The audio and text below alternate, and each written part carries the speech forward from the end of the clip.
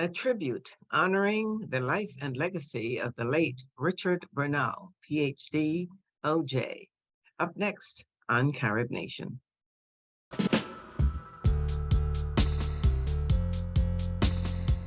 A Jamaican by birth, Ambassador Bernal pursued an incredible academic journey from 1971, where he attained from the UWI a BSc in economics and a master's and doctorate as well in economics in 1979 and 1988, respectively, at the University of Pennsylvania. He also broadened his knowledge of international policy by enrolling in the master's program at Johns Hopkins School of Advanced International Studies, a good choice, my alma mater. As confirmed by our Regional Institute of International Relations, Ambassador Bernal was viewed as a quintessential Caribbean regionalist, one who was dedicated to finding diverse trade routes in and for the region, as well as sustainable economic development. His dedication was manifested in the many top positions that he held in the region, and we all saw this. From 2001 to 2008, he held the position of Director General of CARICOM's Caribbean Regional Negotiating Machinery, CRNM. From 2004 to 2007, he was the principal negotiator of the CARIFORUM EU Economic Partnership Agreement. He served as the chief trade negotiator who led CARICOM's negotiations in the WTO's Doha Development Round and the Free Trade Area of the Americas in the early 2000s.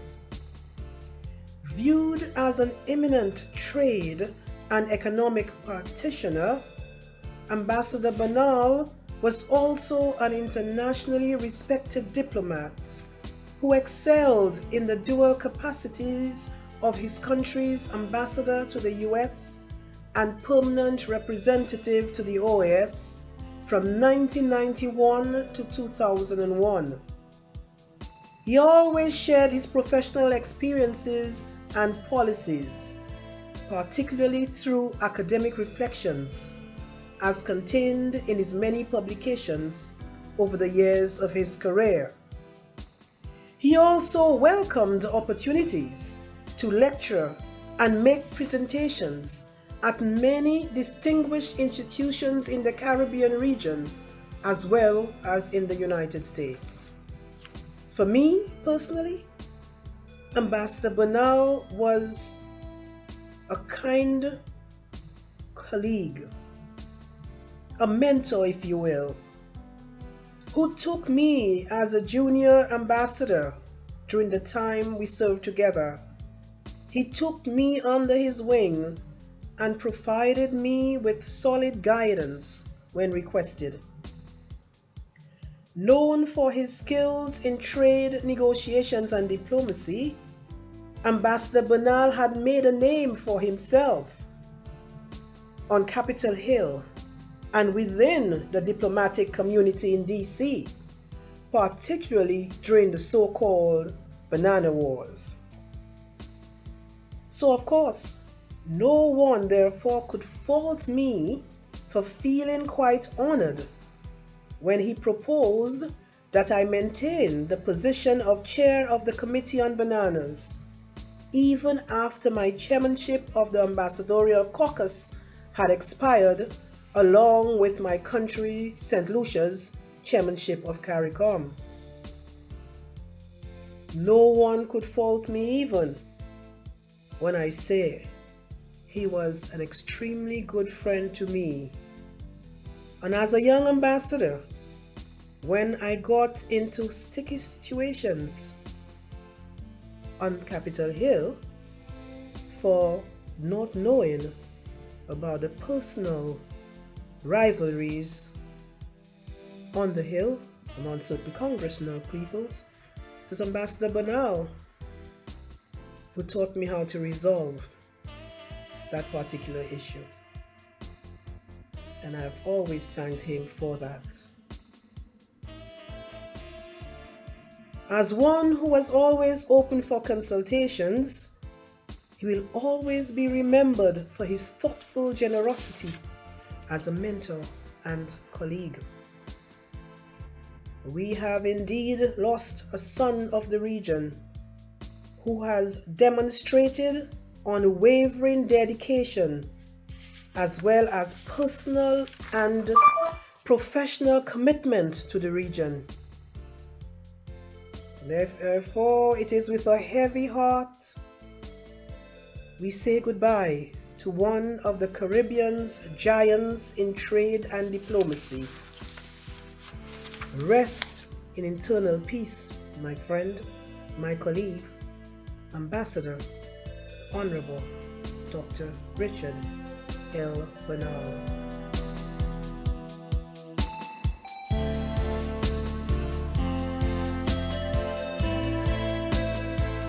Hello, I'm Doris Dean. Welcome to Caribbean. Our program today will celebrate and honor the life and legacy of the late Ambassador and Professor Richard Bernal, PhD, OJ. He served as Jamaica's ambassador to the United States and permanent representative to the Organization of American States for 10 years. He served Jamaica in many other arenas, and to talk about those, I am joined by Winsome Leslie, PhD, founder and CEO of Dev Solutions Consulting, LLC, based in Baltimore, Maryland, Ambassador Curtis Ward, former ambassador of Jamaica to the United Nations, creator and host of the Ward Post, and Ambassador Dennis Antoine, former ambassador of Grenada to the United States and permanent representative to the Organization of American States, and an author. Thank you all for joining me, and welcome to Carib Nation. Thank you. Let me start by asking you, Dr. Leslie, as a personal friend of Ambassador Bernal, can we talk a little bit about Ambassador Bernal, the man, what he was like when he was not a professor, when he was not ambassador? Basically, I think Ambassador Bernal was fiercely committed to his family, right? And what I mean family, I don't just mean the nuclear family. I mean, he considered certainly his senior staff and most of the folks in the embassy as part of his extended family. We would have, in a work situation, we'd have lunches together at least once a week, just in an informal setting. And he believed in building that sense of family. In fact, let me just say that the first time I walked into the residence, Margaret Bernal said to me, "Welcome home," right? And so that was sort of the modus operandi, if you will, about how they treated folks in the diaspora and how they treated the staff of the embassy. In terms of Richard the man, he had a fair sense of humor, very irreverent, always sort of going against the grain, but in a good way. In other words, he used to say to me, never take no for an answer. There's always a solution and there's always a way to do something, right? So that sort of represents how he approached life, He was also very gregarious, into music, all kinds of music, jazz, classical, reggae. I mean, he took me to some little place in Maryland to buy CDs back in the day. And I'm like, how did you ever find this place? He had a huge collection of music. And, he sort of transmitted that to myself and other members of staff. He introduced me to artists I never knew about, for example, right? In terms of his commitment to friends, I saw that firsthand as well. I mean, he had a kitchen cabinet, for example, at the embassy. I call it a kitchen cabinet, folks of advisors. I think Curtis was one of those. And they'd come regularly to the embassy and talk about, Jamaican and Caribbean affairs, economic affairs, politics, and so on. And he sort of picked their brains about things, but he saw the kitchen cabinet as each of those folks as friends and not just seeing them in a professional way. And so, there'd be events or informal dinners and things at the residence. Sometimes I might be invited, these folks will be invited. So he really embraced his friends. And a lot of the folks that he dealt with in a professional way ended up being friends. Ambassador Ward, you also knew Ambassador Bernal very well. What would you want to add about him as a personal friend? Well, first of all, I want to endorse what Dr. Leslie said about those formal, informal dinners. Because and we have to give a lot of credit to Margaret, Mrs. Bernal, for being a gracious host and ensuring that we had some of the best cooking available. And Richard would use these opportunities, as Dr. Leslie said, to explore many issues. And from that perspective, I think he understood the value of having people whose viewpoints he respected to share them with him. Professionally, when I was appointed ambassador to the UN, Richard was the ambassador in Washington. And we kept very, very strongly in touch. And when I returned, well, before that, we had quite a bit of engagements, bringing the Jamaican and Caribbean diaspora to benefit the work that he did at the embassy, to supplement that work in many ways. And we continued our relationship after I returned to Washington in 2005 until his passing. But, I think professionally, he was a very, very effective ambassador. There's no question about that. And he knew his way around Washington. He understood Washington politics more so than most of his colleagues could ever dream of. And because of that, he was a very effective ambassador for Jamaica and a leader within the ambassadorial committee of CARICOM ambassadors. Ambassador Antoine, you also worked with him for, I think, most of the 10 years that he was ambassador in Washington. So I'm sure that you had also a personal relationship with him. What would you want to add? What I want to add is to me, it is part emotion and part gratitude. Speaking about Richard is like reflecting on the loss of a gift. And so I admired his skills as a diplomatic envoy. I learned so much observing Richard at work. And I used to say, I'm going to do a Richard today because he had a way of in and out. And we had a very, very good rapport.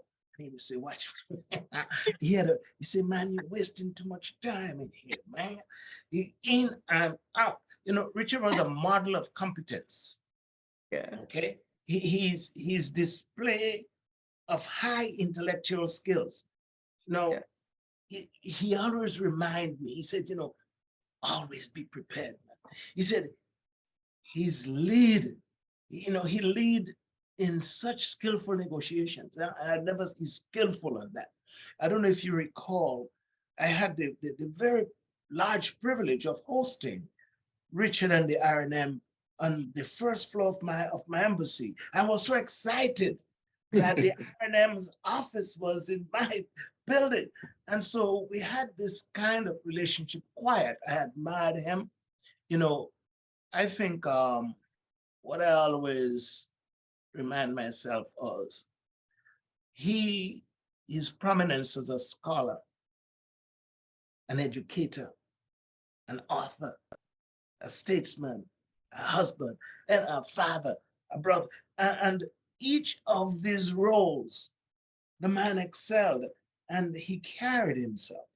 You know, I would always say that Richard excelled in all his roles. And if we're talking about legacy, we call all knowledge that in each of these responsibilities, he has been a major contributor. Each of the responsibilities that he had, you know, we were in touch recently, and that's one of the most touching things for me. Before his passing, we began working on an initiative, as we started to speak of earlier, about a diplomatic academy, and we exchanged draft concept, and we were really onto. I got so excited that Richard was, you know, and Margaret. It's one word but two words, you know, Richard and Margaret. You never could say one without the other. It would be unfair to say Margaret and don't say Richard, and Richard and don't say Margaret. You know, Richard enriched, you know, and benefited Jamaica, the Caribbean, and beyond.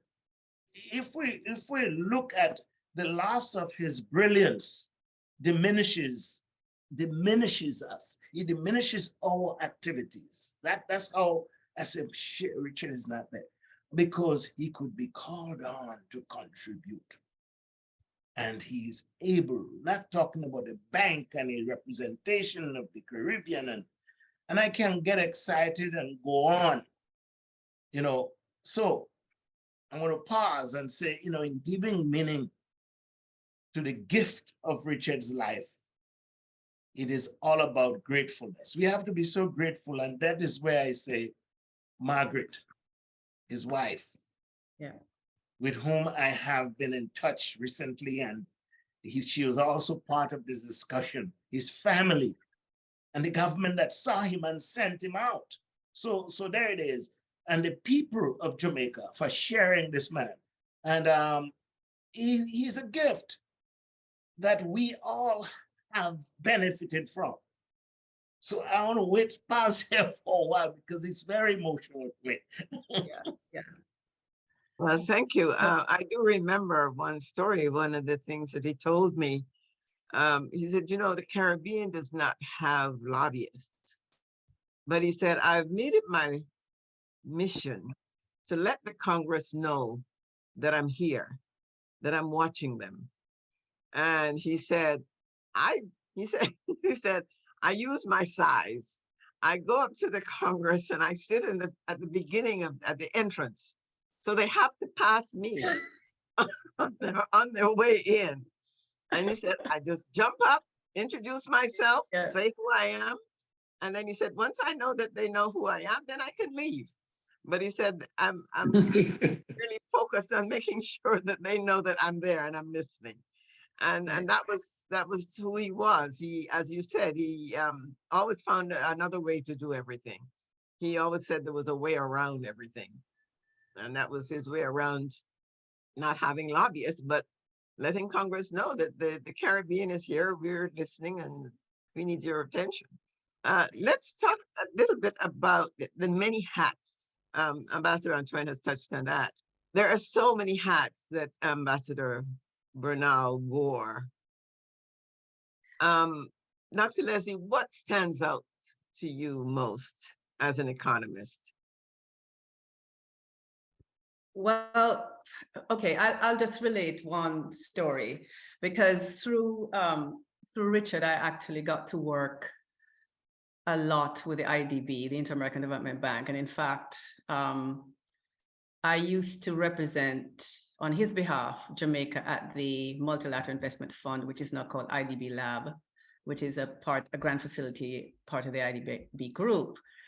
But what I wanted to sort of talk about is the fact, it sort of dovetails with your comment about Richard being able to get around things and making known that he was there and watching.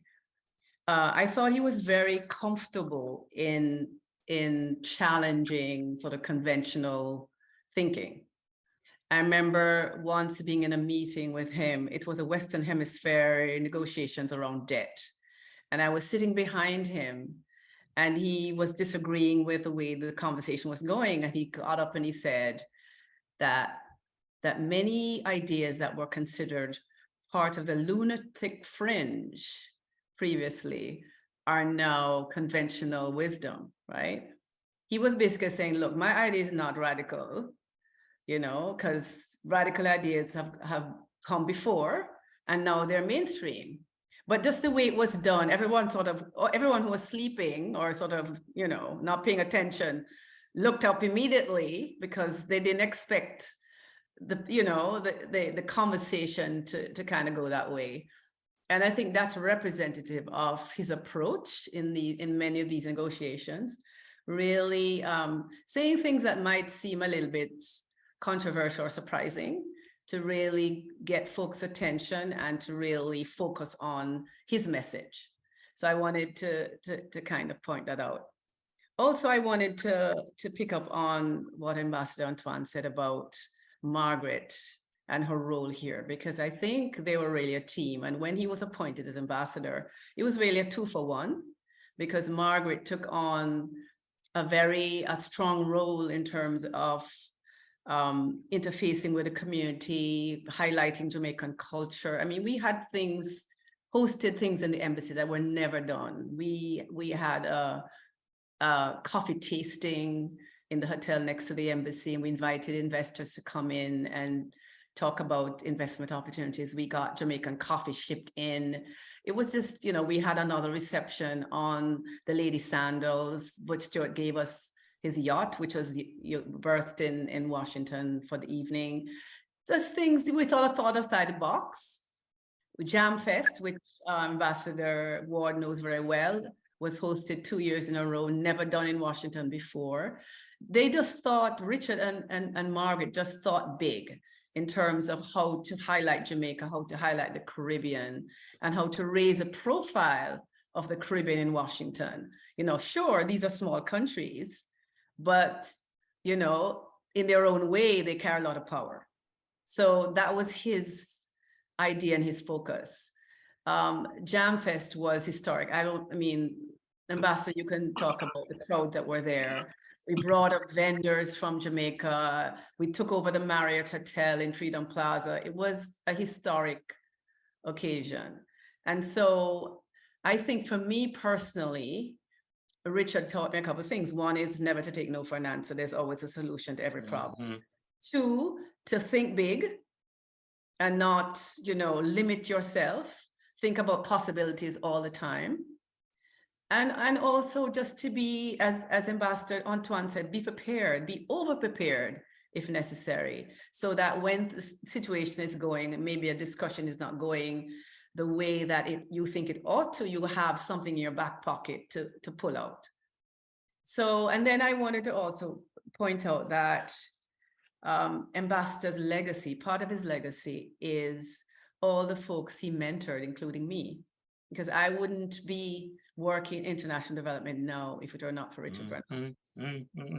I was teaching at AU, you know, nice little position. He went and convinced, this is another thing, he never took no for an answer. He went and convinced my dean that I needed to be in the embassy, right? So so I had just signed a contract for a year. So he negotiated that for the first, I would be out of my contract the second semester. The first semester, I would do both jobs. So I would teach my courses and then run to the embassy and work. But just to say that he opened possibilities that would not have been open to me otherwise. And certainly when I was looking to leave the embassy and work at the IDB, he facilitated that process as well.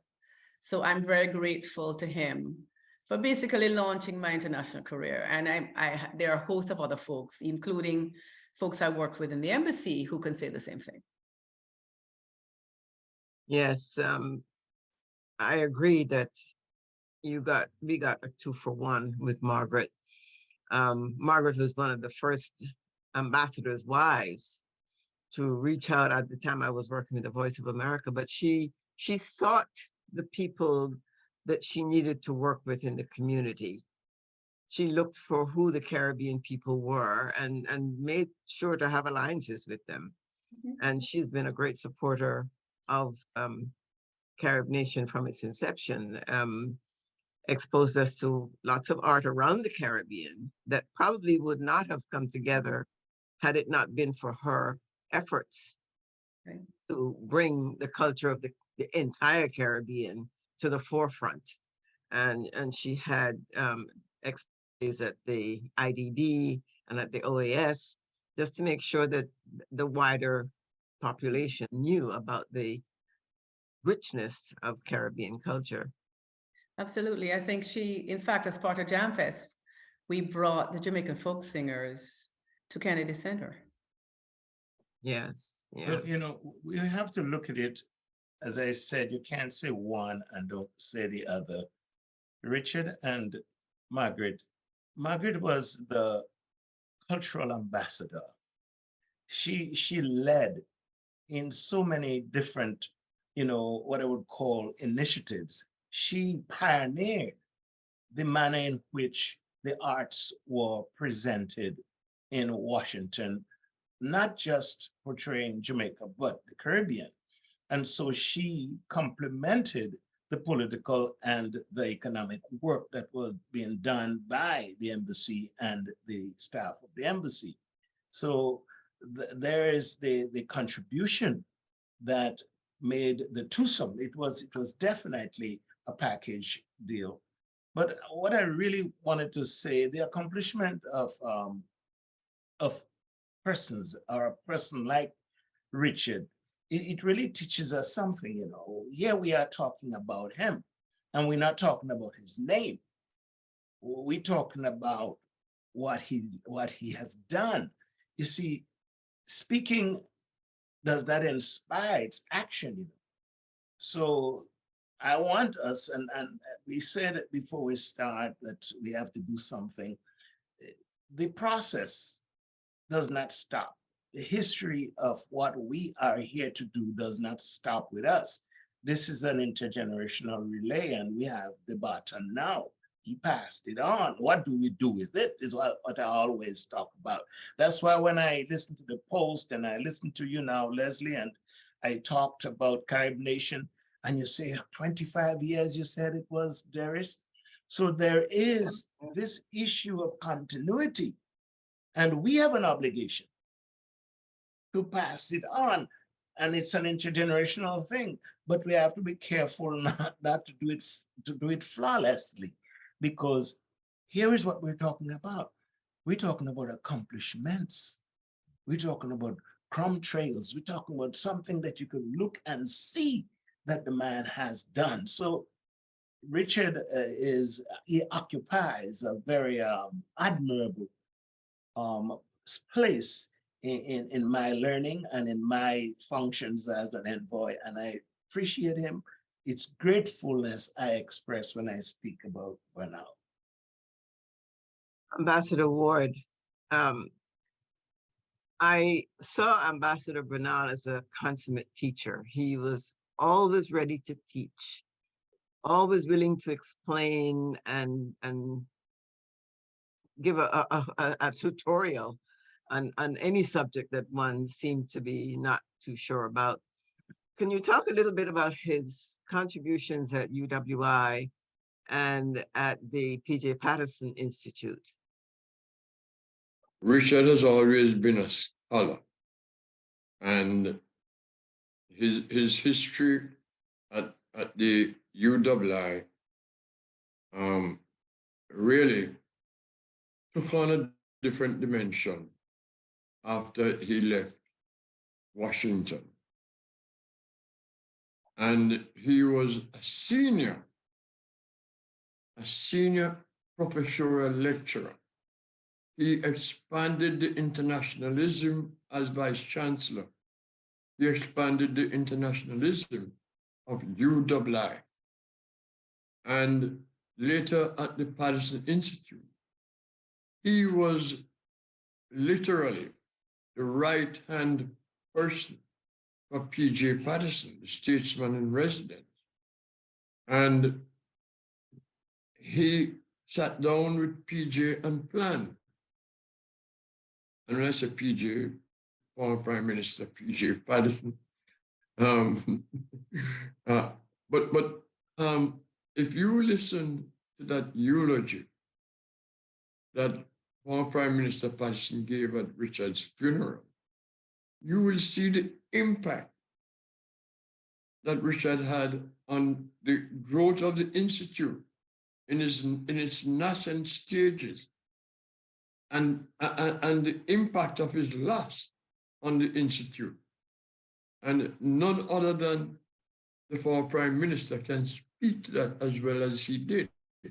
But there is no question about it. But there is, I'd like to point to his relationship with the diaspora. I don't know if you're planning to get to that. Yeah, that was my last piece. But anyway, we can lead into that. When we remember Richard, we must remember his role in restarting of heart surgery at University of West Indies Hospital in the 90s. Richard brought a number of us together, and we formed the Jamaica National Development Foundation. I served as chair. I provided all the necessary legal work, including getting it the tax-exempt status. And we took a mission to Jamaica to restart heart surgery at UII. We could not have carried this out without Richard pulling out every stop. You know how bureaucracy works in Jamaica and elsewhere in the Caribbean. It would have been impossible for us to ship 64 boxes and crates of medical supplies, including 2 respirators the size of refrigerators, to Jamaica for free, through Air Jamaica, because Richard made it happen. It would have been impossible if we did not have the kind of contact that we could have within the Ministry of Finance to clear all of these through customs duty-free. We took nurses, heart surgeon, heart doctor, anesthesiologist, phlebotomist to Jamaica for that first mission. And just to put a stamp on what it meant, the heart surgeon at UW wrote us to say, thank you for coming to Jamaica to show us what we can do. And a 14-year-old girl who received a heart valve wrote us and said, and forgive me if I start tearing up when I say this, because I did when I read her letter. Thank you for coming to Jamaica to save my life. Now I can walk to church.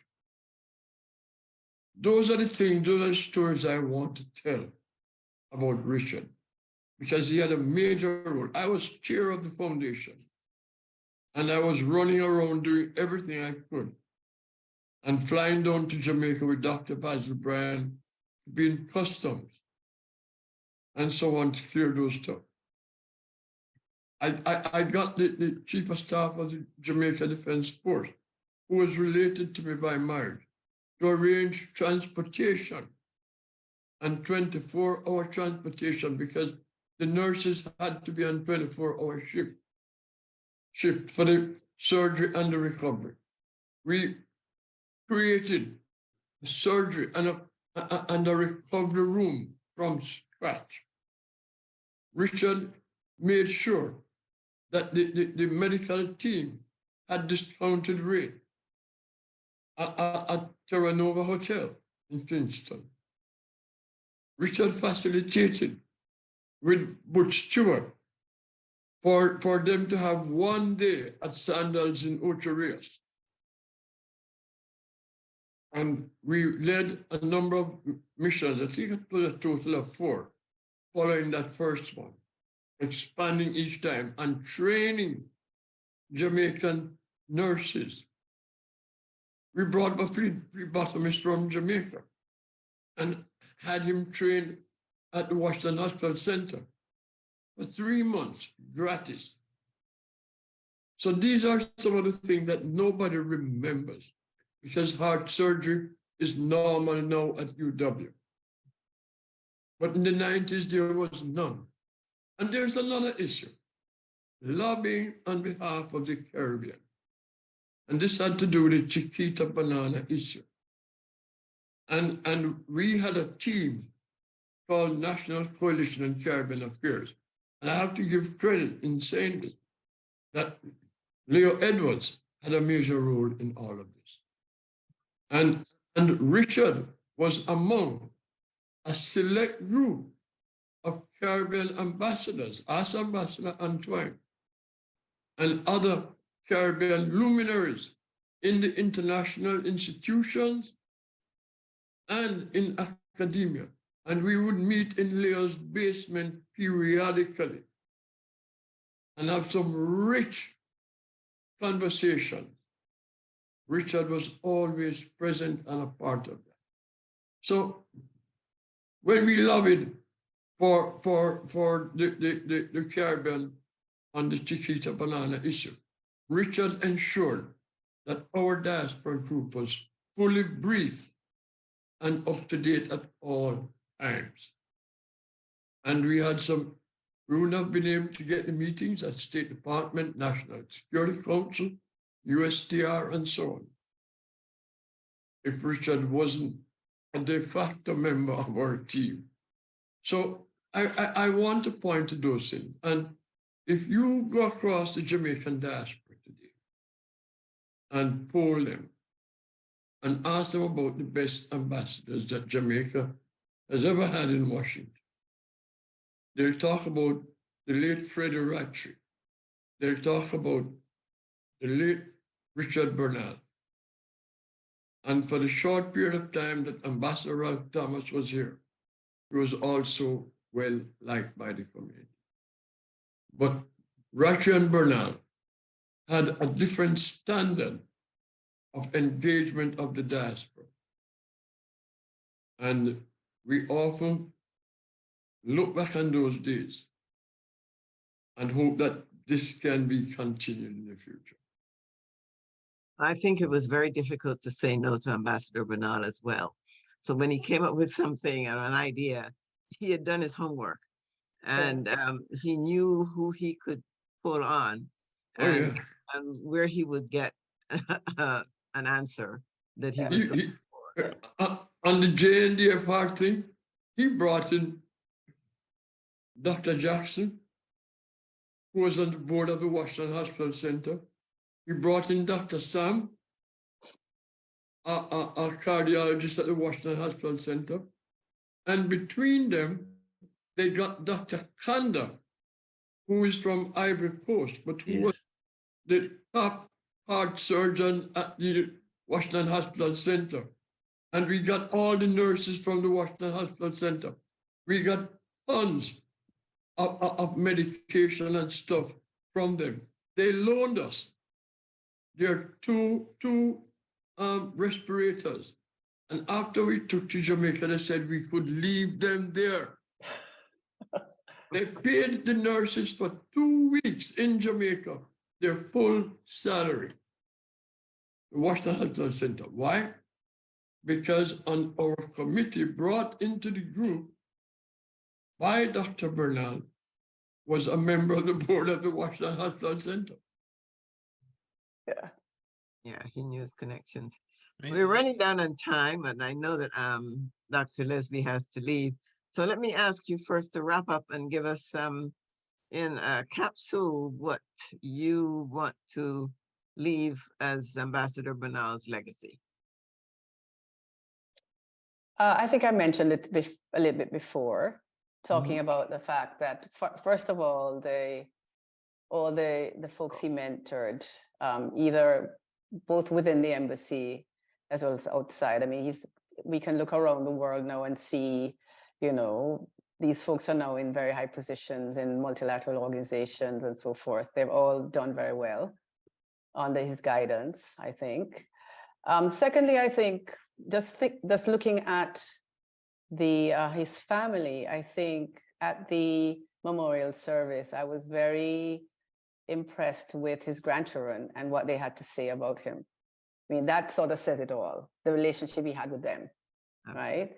And so I would say certainly those two grandchildren are part of his legacy as well. And then, of course, his vast academic writings and so on, some of which are still on his computer, which I know Margaret is going to try and do something with.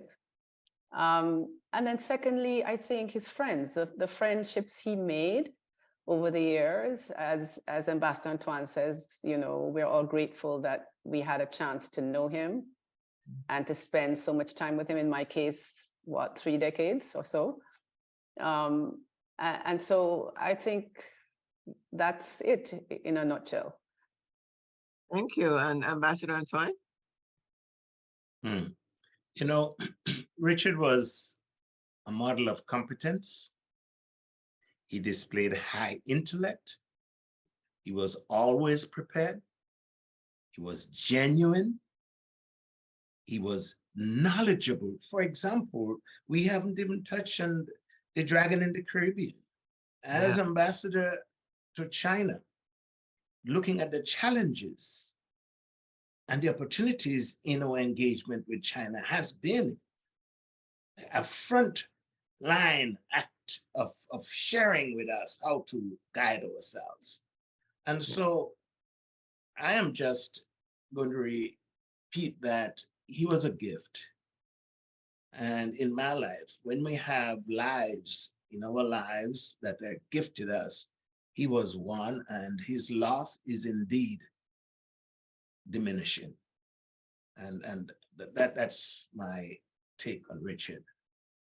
To expand, thank you. To expand on what you said about China, I recall before anybody was talking about China in the Caribbean, he had been doing research and had been reading and quietly writing about China. I happened to be in a conversation with him after an interview that we did.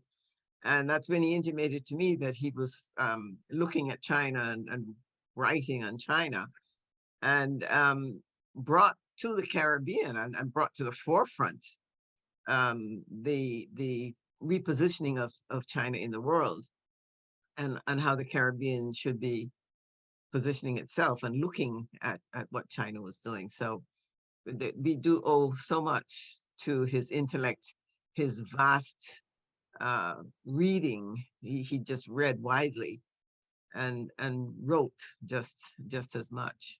So thank you all for joining me and for talking with me as we honor the late Ambassador Richard Bernal.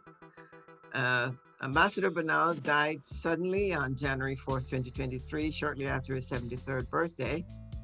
His rich legacy, as we said, will live on, and many will learn from it. Our sincere condolences go out to his widow, Margaret, a great friend and supporter of Carib Nation, their sons and their families. And may his soul rest in eternal peace. Thank you all for joining me, Ambassador Antoine, Ambassador Ward, and Dr. Leslie. And thank you for watching us on Carib Nation, where our motto is one people, one culture, one Caribbean, one nation. I'm Doris Dean. Let me add my small cocoa to the basket of tributes celebrating the life of my good friend, Richard Bernal. Richard had many admirable qualities and made many significant contributions along life's way. but there is one of his qualities which I admired and about which I often teased him, was his love for vigorous and robust discussion and debate. He was a formidable jouster in those lists. He loved the cut and the thrust of debate. But when the dust had settled and there were moments of introspection and reflection, he will often talk of his gratitude, the gratitude to the people and places that brought him to where he was, the gratitude about how life had treated him so well to bring him to this stage. And if I had asked, I'm sure he would have agreed that expressions of gratitude without consequent service is just another noisy gong. Gratitude without service is just another noisy gong. Service is the coin with which we repay the debt of gratitude. And Richard's life was an example of exemplary service. Service to his country, service to his region, and service to his beloved university. I got to know Richard and Margaret well when Richard came to Washington as his country's ambassador. And I would listen with some pride to the cognoscenti who would describe his formidable diplomatic skills, how he would argue cogently that small states had the capacity to influence larger ones. They could do so if the pronouncements were persuasive, if the arguments were well placed. And he would argue also that their persistence should not be paroxysmal. He would be of service to his region in many ways. But I recalled most vividly his service as the regional negotiator, how he would negotiate the Caribbean's trade positions, and how he would collect his data assiduously and argue persuasively the Caribbean case. He never shrank from controversy, but he would disagree agreeably. But I know he always longed to return to service to his university. He longed to do more than being a good alumnus and displaying his Pelican pride. So I can imagine how pleased he was to return to his alma mater as a Pro-Vice Chancellor for Global Affairs. I know he had a deep and abiding love for his alma mater and believed in its destiny as a place not only of light and learning, but as a place of consequence. I know that Richard had many admirers and that he would be confident in his capacity to discharge that ultimate responsibility with distinction. Richard was at heart an academic, and there's no doubt that his prodigious intellectual output would have earned him distinctions in his university or in any other. I offer my condolences to his family and his wife Margaret, no mean intellect herself. If service is a heuristic by which we judge the value and valence of how well a life is lived, then I have no doubt that Richard's life will be extolled among us for a long time. And if his life, as I'm sure, continues to be an inspiration to all of us, an inspiration for service, then I'm sure all of you who love him, and I use the present tense advisedly, all of you who love him will say with me, his living has not been in vain. His living has not been in vain. Amen.